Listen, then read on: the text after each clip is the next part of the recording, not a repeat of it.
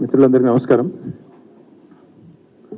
ఒక ముఖ్యమైన ప్రజా సమస్య మీద లక్షలాది మంది రైతు కుటుంబాలకు సంబంధించిన ఒక ప్రధానమైన సమస్య మీద ఈరోజు పార్టీ వైఖరిని, పార్టీ యొక్క ఆలోచన విధానాన్ని చెప్పడానికే ప్రత్యేకంగా ఈరోజు ఈ సమావేశం నిర్వహించడం జరుగుతూ ఉంది.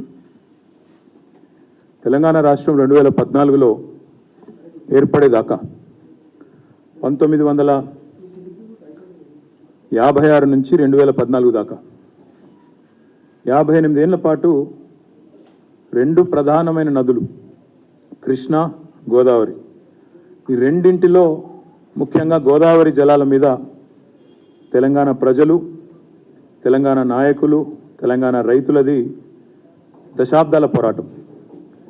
నీళ్ల కోసం, నిధుల కోసం, నియామకాల కోసం అంటూ ఆనాడు ఉద్యమంలో గర్జించిన తెలంగాణ రాష్ట్రానికి సంబంధించి జరుగుతున్న వివక్షను అడుగడుగున ఎండగట్టిన ఎన్నో సందర్భాలలో రైతులు, రైతు బిడ్డలు, తెలంగాణ ప్రాంతానికి సంబంధించిన రాజకీయ నాయకులు బాసర నుంచి భద్రాచలం దాకా 100 కిలోమీటర్లు గోదావరి నది ప్రవహిస్తున్న తెలంగాణ ఎడారిగా మారుతున్నదంటూ ఎన్నో సందర్భాల్లో ఉద్యమాలు కూడా సైతం చేయడం జరిగింది.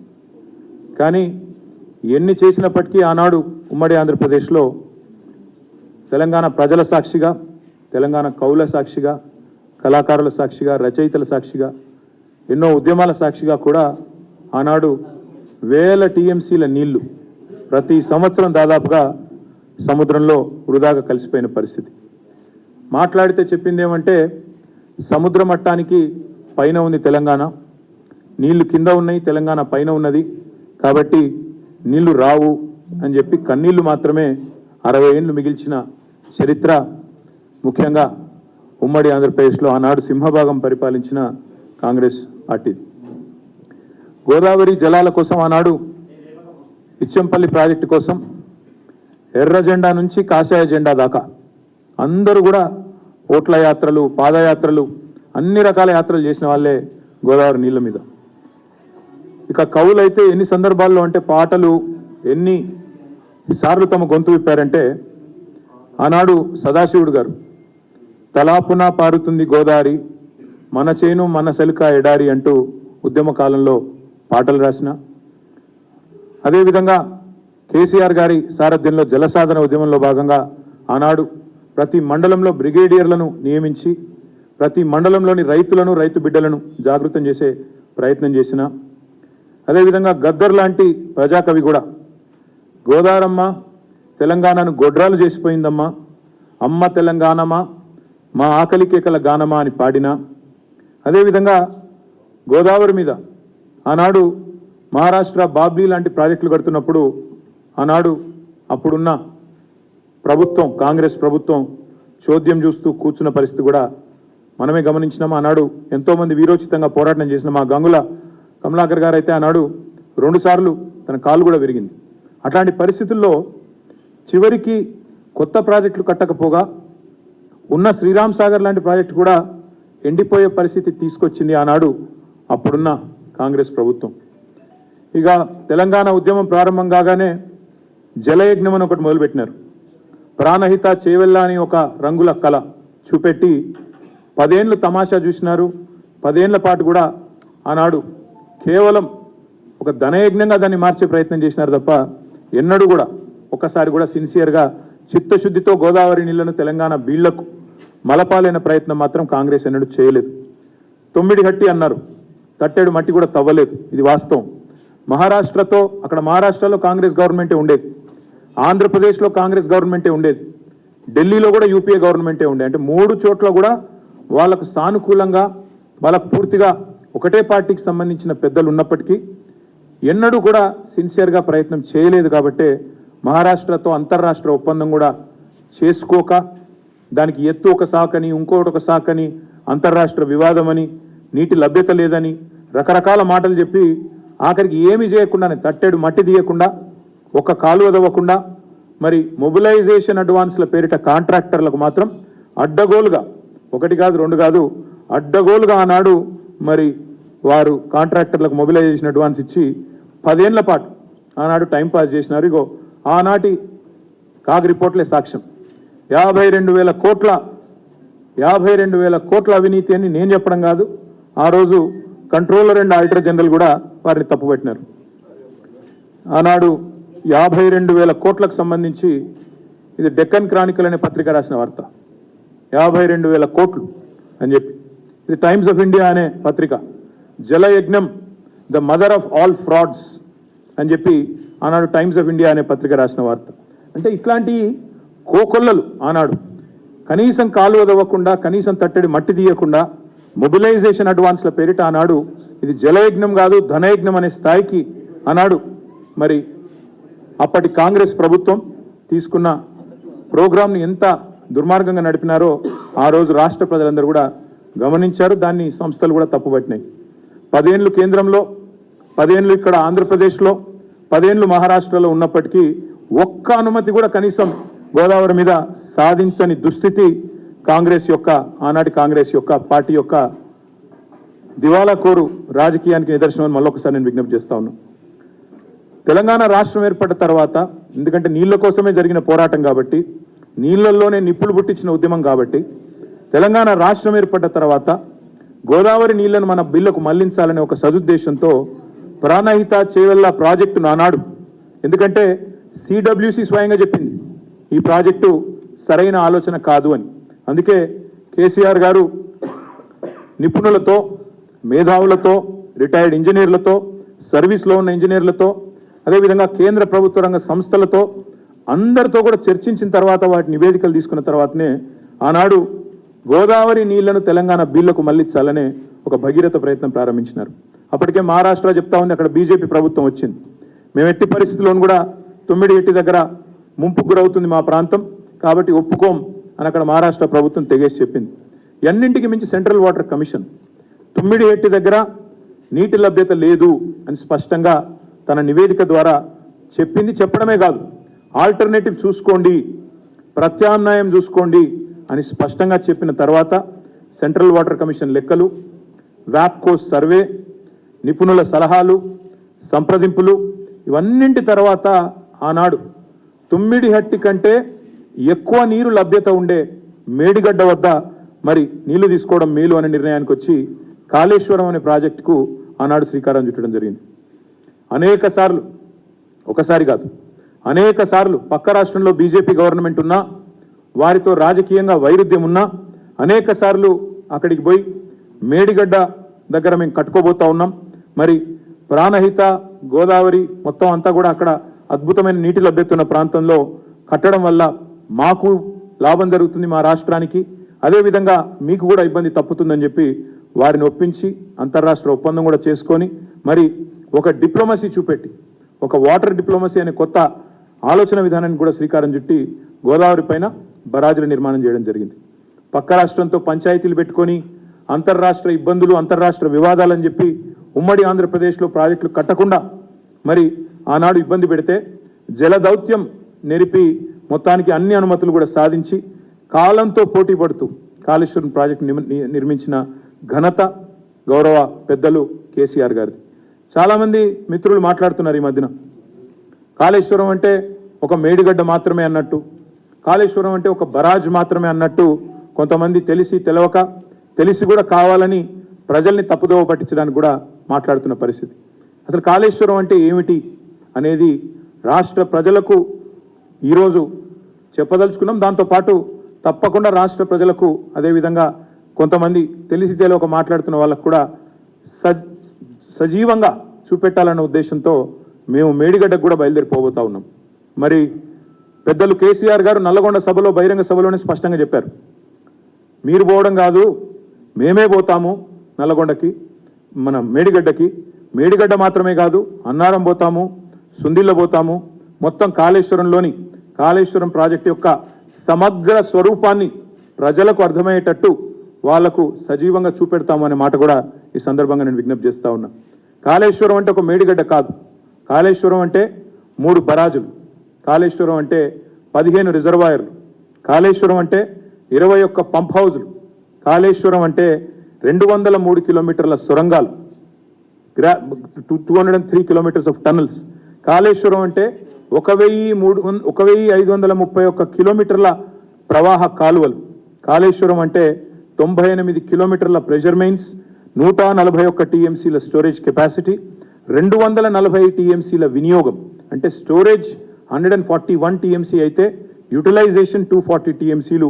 ఇవన్నిటి సమగ్ర సమాహారమే కాళేశ్వరం తప్ప ఒక బరాజ్ కాదు.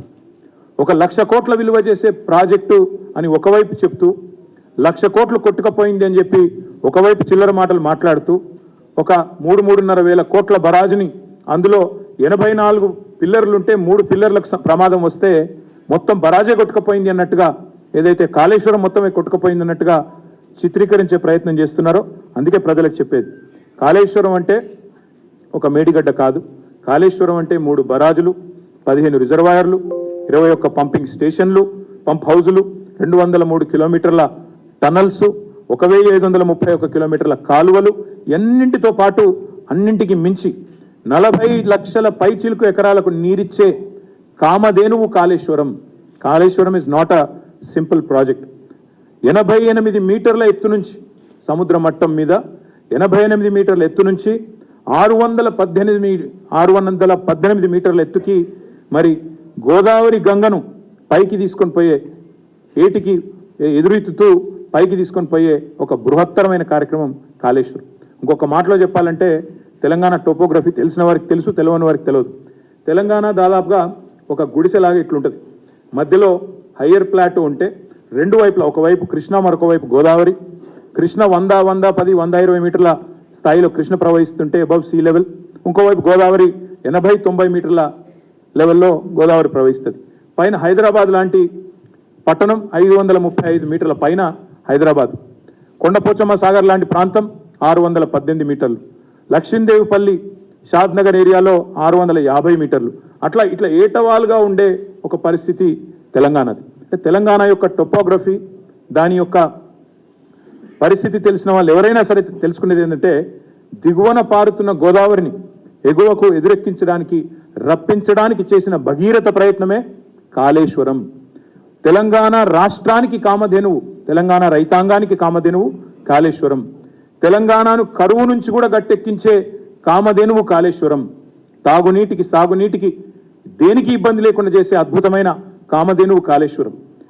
ఎన్నో కేసులు వేసినారు, ఈ ప్రాజెక్టు కాకుండా చేయాలి, కేసీఆర్కు మంచి పేరు వస్తుంది, తెలంగాణ దశాబ్దాలు పడ్డ కష్టం తీరిస్తే కేసీఆర్ శాశ్వతంగా ప్రజల గుండెల్లో మిగిలిపోతాడని చెప్పి ఎన్నో కేసులు వేసిన తర్వాత కూడా వాటన్నిటిని అధిగమించి, ఎన్నో రకాల ప్రయత్నాలు చేసినా వాటన్నిటిని అధిగమించి 400 పైచిలకు అనుమతులు సాధించి కేంద్ర ప్రభుత్వం ద్వారా, సిడబ్ల్యూసి కావచ్చు, ఫారెస్ట్ అండ్ ఎన్వైరన్మెంట్ మినిస్ట్రీ కావచ్చు, ఇంకా ఇతర శాఖలు కావచ్చు, గోదావరి గంగను మన పొలాల్లో ఉప్పొంగేలాగా చేసింది ఆనాడు కేసీఆర్ గారి నాయకత్వం, తెలంగాణ ఆనాటి ప్రభుత్వం. మీరు ఎత్తు మీద ఉన్నారు, మీకు నీళ్లు రావు అని చెప్పి దశాబ్దాల పాటు జరిగిన దగ ఏదైతే ఉందో, మోసం ఏదైతే ఉందో, దానికి చరమగీతం పాడుతూ దానికి ముగింపు పలికి గోదావరిలో మన వాటాను మనం తీసుకునే స్థాయికి కాళేశ్వరం ప్రాజెక్టుతో మన హక్కును మనం కాపాడుకున్న మన విషయాన్ని కూడా మన రాష్ట్ర రైతాంగానికి కూడా నేను విజ్ఞప్తి చేస్తా ఉన్నా. ఆనాడు ప్రాణహిత చేవల్ల అనే ఓ ప్రాజెక్టు తెలంగాణ ఉద్యమ దెబ్బకు జడిసి జలయజ్ఞంలో ఆదరబాదరగా పెట్టినారు. ప్రాణహిత నుంచి 9 నుంచి నీళ్లు తీసుకొస్తాం, హైదరాబాద్ పక్కనే ఉండే చేవెళ్లకు నీళ్లు తెస్తామని చెప్పి నమ్మబలికి ఆనాడు ఆదరబాదరగా ప్రాజెక్ట్ డిజైన్ చేశారు. చేస్తే 100 కిలోమీటర్ల, ఎక్కడ చేవెళ్ళ, ఎక్కడ 9 ఎక్కడ కాగజ్ నగర్, అక్కడి నుంచి ఇక్కడికి నీళ్లు తీసుకొచ్చే ప్రాజెక్టులో ఆనాడు మరి స్టోరేజ్ కాన్సెప్టే లేదు. అంటే వరద నీటిని తీసుకొని మళ్ళీ నింపుకోవాలి, వరద కాలం 90 రోజుల, 120 రోజుల, 3 నెలల, 4 నెలల వరద వర్షాకాలంలో వచ్చినప్పుడు దాన్ని తీసుకొని నిల్వ ఉంచుకోవాలనే కాన్సెప్టే లేకుండా కేవలం 100 కిలోమీటర్లు 9 నుంచి ప్రాణహిత నుంచి చేవెళ్ళకి తీసుకొచ్చే ఆనాటి ప్రాణహిత చేవెళ్ళ ప్రతిపాదనలో 16 టీఎంసీల సామర్థ్యం మాత్రమే, 16.4 టీఎంసీల రిజర్వాయర్లు మాత్రమే ఆనాడు పొందుపరచడం జరిగింది. దాన్ని పూర్తిగా సవరించి ఆనాడు, అది కూడా లేదు, నిజానికి స్టోరేజ్ కాన్సెప్టే లేదు, మన్నించాలా. అక్కడి నుంచి నీళ్లు లిఫ్ట్ చేస్తాం, 16.4 టీఎంసీల నీళ్లు లిఫ్ట్ చేసి 16.5 లక్షల ఎకరాలకు నీళ్ళు ఇస్తామని చెప్పినారు తప్ప రిజర్వాయర్ కూడా ప్లాన్ చేయలేదు. కానీ ఎప్పుడైతే కాళేశ్వరాన్ని ప్రతిపాదించడం జరిగిందో కేసీఆర్ గారు, ఆ కాళేశ్వరం ప్రాజెక్టు సమగ్ర స్వరూపమే మారి మేడిగడ్డ, అన్నారము, సుందిళ్ళ దగ్గర 3 బరాజులు, 141 టీఎంసీల సామర్థ్యం ఉన్న స్టోరేజ్ రిజర్వాయర్లు, వాటిని నీటిని లిఫ్ట్ చేయడానికి 88 మీటర్ల నుంచి 618 మీటర్లకు ప్రపంచంలోనే అతి పెద్దదైన లిఫ్ట్ ఇరిగేషన్ ప్రాజెక్టు కట్టాలి అంటే బాహుబలి మోటార్లు కూడా పెట్టి 139 మెగావాట్ల సామర్థ్యం ఉండే మోటార్లను కూడా పెట్టి ఒక జలధార, జీవధార తెలంగాణకు కాళేశ్వరాన్ని ఆనాడు కేసీఆర్ గారు కరువు అనేది మళ్ళీ తిరిగి మన వైపు చూడకుండా ఒక వరప్రధానిలాగా నిర్మించడం జరిగింది. కొత్త ఆయకట్టు, అదేవిధంగా స్థిరీకరించబడే ఆయకట్టు, స్టెబిలైజేషన్ అండ్ న్యూ ఆయకట్టు రెండు కలిపితే 40 లక్షల పైచిలుకు ఎకరాలకు నీళ్ళిచ్చే ఒక బృహత్తరమైన తెలంగాణని సస్యశ్యామలం చేసే ఒక బృహత్తరమైన ఆలోచన కాళేశ్వరం. మరి దీన్ని కూడా కేవలం ఎప్పుడు చెప్తుంటారు పెద్దలు, ప్లాన్ ఏ ఉండాలి, ప్లాన్ బి ఉండాలి అని. అంటే ఒకవేళ ఒకటి విఫలమైనా నెక్స్ట్ ప్రత్యామ్నాయం కూడా ఉండాలని చెప్తారు. అదే పద్ధతుల్లో చాలా ఆలోచనతో తెలివిగా ఇంజనీర్లు అందరూ కూర్చొని అహోరాత్రులు శ్రమించి డిజైన్ చేసిన ప్రాజెక్టు, ప్లాన్ చేసిన ప్రాజెక్టు కాళేశ్వరం. ఇది మల్టీ స్టేజ్ లిఫ్ట్ ఇరిగేషన్ అని మీకు తెలుసు. ప్రతిసారి మేడిగడ్డ నుంచే ఎత్తిపోయాల్సిన అవసరం కూడా లేదు. ప్రతిసారి మేడిగడ్డ నుంచే నీళ్లు ఎత్తి ఆల్ ద వే కొండపోచమ్మ సాగర్కి తీసుకురావాల్సిన అవసరం లేదు. ఒకవేళ కడెం ప్రాజెక్ట్ నుంచి కనుక ఓవర్ఫ్లో వచ్చి ఎల్లంపల్లికి వస్తే అక్కడి నుంచే నీళ్లు తీసుకోవచ్చు. లేదా శ్రీరామ్ సాగర్ ప్రాజెక్ట్ నుంచి డైరెక్ట్గా ఒకవేళ వరద వస్తే ఫ్లడ్ ఫ్లో ద్వారా మిడ్ మానేర్ నుంచి లిఫ్ట్ చేయొచ్చు. ఈ రెండూ జరగని పక్షంలో ఎప్పటికీ పెరీనియల్ సోర్స్గా కిందికి నీళ్లు పోతా ఉన్నాయి 88 మీటర్ల స్థాయి కాబట్టి అక్కడి నుంచి అవసరమైతే మరి మేడిగడ్డ నుంచి కూడా ఎత్తిపోసుకునే ఒక సౌలతు, ఒక సౌలభ్యం ఆనాడు ఈ ప్రాజెక్టులో ఇమిడి ఉన్నాయి. అంటే 3 రకాలుగా నీళ్లను లిఫ్ట్ చేసుకోవచ్చు. కడెం నుంచి ఓవర్ఫ్లో వస్తే ఎల్లంపల్లి నుంచి నీళ్ళు తీసుకోవచ్చు. లేదా ఎస్ఆర్ఎస్పి నుంచే ఓవర్ఫ్లో ఫ్లడ్ ఫ్లో ద్వారా వస్తే మిడ్మానేర్ నుంచే నీళ్ళు తీసుకోవచ్చు. ఈ రెండిట్లో కూడా కుదరకపోతే మేడిగడ్డ నుంచి కూడా లిఫ్ట్ చేసుకునే విధంగా ఇన్ని ఆల్టర్నేటివ్స్తో కాళేశ్వరం ప్రాజెక్ట్ని ఎలాంటి పరిస్థితుల్లో కూడా, అంటే అత్యంత దుర్భిక్ష కరువు పరిస్థితి ఉన్నా కూడా మనం ఎలాంటి ఇబ్బంది లేకుండా తెలంగాణ రైతాంగం ఇబ్బంది పడకూడదు, మంచినీటికి హైదరాబాద్ కూడా ఇబ్బంది పడకూడదన్న ఉద్దేశంతో కాళేశ్వరాన్ని పూర్తి స్థాయిలో ఆలోచనతో మనం నిర్మించుకోవడం జరిగింది. ఇందులో భాగంగా శ్రీరామ్ సాగర్ కానీ, నిజాం సాగర్ కానీ, సింగూర్ కానీ, అప్పర్ మానేర్ కానీ ఇట్లా మీడియం తరహా ప్రాజెక్టులు, మేజర్ ప్రాజెక్టులు ఏవైతున్నాయో వాటిని కూడా, వాటి ఆయకట్టును కూడా స్టెబిలైజ్ చేసే విధంగా కాళేశ్వరాన్ని డిజైన్ చేయడం జరిగింది. కొత్త ఆయకట్టు, స్టెబిలైజ్ చేసే పాత ఆయకట్టు మొత్తం కలిపితే 40 లక్షల ఎకరాలకు ఆనాడు కాళేశ్వరం ద్వారా ఎజెండా మనం ఆలోచనలో పెట్టుకున్న కార్యక్రమం. శివాలయంలాగా శిథిలమైపోయిన శ్రీరామ్ సాగర్ కూడా ఈరోజు జల కళతో జీవం పోసుకున్నది అంటే దానికి ముమ్మాటికి కారణం కాళేశ్వరమే. వరద కాలువ, ఫ్లడ్ ఫ్లో, మా కళ్ళ ముందే ఫ్లడ్ ఫ్లోలో ఒకనాడు పిల్లలు క్రికెట్ ఆడుకున్న పరిస్థితి, తుమ్మలు మొలిచిన దుస్థితి, కాకతీయ కాలువలో తుమ్మలు మొలిచిన పరిస్థితి, ఫ్లడ్ ఫ్లోలో పిల్లలు క్రికెట్ ఆడుకునే పరిస్థితి మీరు చొప్పదండిలో, అక్కడ అదేవిధంగా మన పక్కనే ఉండే కోరుట్లలో, అదేవిధంగా బోయిన్పల్లి ఆ ప్రాంతంలో మీరు పోయినట్టయితే మీకు తెలుస్తుంది పూర్వ కరీంనగర్ జిల్లాలో ఆ ఫ్లడ్ ఫ్లోని ఏ రకంగా గతంలో ఉండేదో మా కమలాకర్ గారికి ఇంకా బాగా తెలుసు. కానీ అదే వరద కాలువని ఒక రిజర్వాయర్ లాగా మార్చి దాన్ని కూడా నీటి స్టోరేజ్కి వాడుకొని దాని ద్వారా కూడా చెరువులను నింపి లక్షల ఎకరాలకు నీళ్ళు అందించిన అద్భుతమైన ప్రాజెక్టు కాళేశ్వరం.